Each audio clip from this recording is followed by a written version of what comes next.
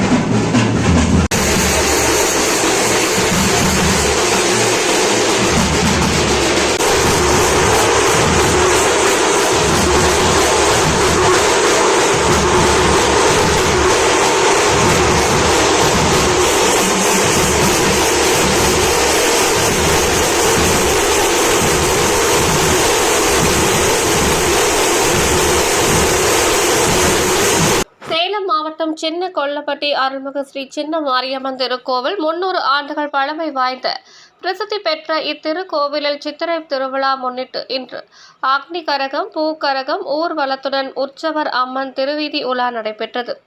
திருவிழாவை முன்னிட்டு ஆயிரக்கணக்கான பக்தர்கள் கலந்து கொண்டு அம்மனை தரிசனம் செய்தனர். நிகழ்ச்சி ஏற்பாடு ஊர் தர்மகர்த்தா ஸ்ரீ விஷ்ணு பார்த்திபன், பொன் குரு மைன்ஸ் சுந்தரராஜன்.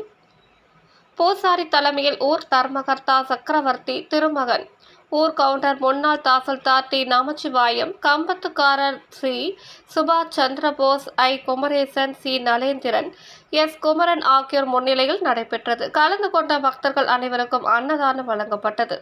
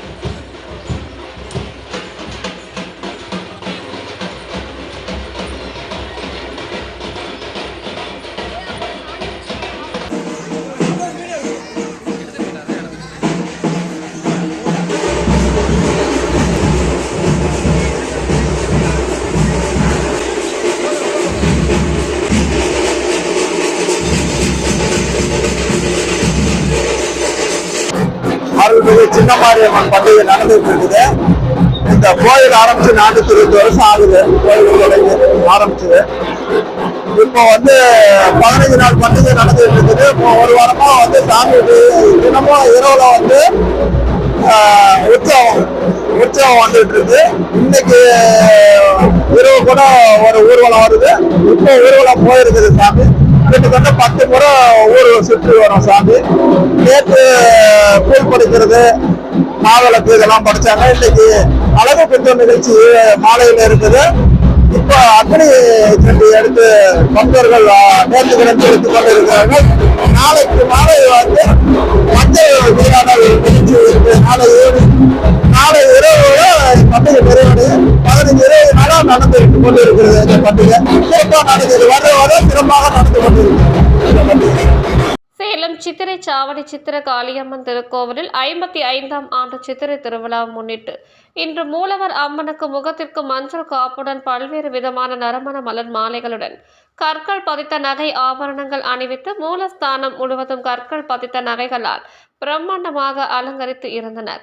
பின்னர் சித்திரை காளியம்மனுக்கு அர்ச்சனை செய்து தீப ஆரத்தி காண்பிக்கப்பட்டது. பரிவாரத்தில் காட்சியளிக்கும் தெய்வங்களுக்கும் சிறப்பு அலங்காரம் செய்தனர். தொடர்ந்து அம்மனின் வேடமிட்டும் அம்மனுக்கு சக்தி கரகம், பூங்கரகம், தீச்சட்டி, அழகு குத்துதல் நடைபெற்றது. பல்வேறு இசை வாத்தியங்கள் முழங்க ஊர்வலமாக அக்னி கரகம், பூக்கரகம், அம்மனின் வேடமிட்டு பக்தர்கள் நடனமாடி கோவிலை அடைந்தனர்.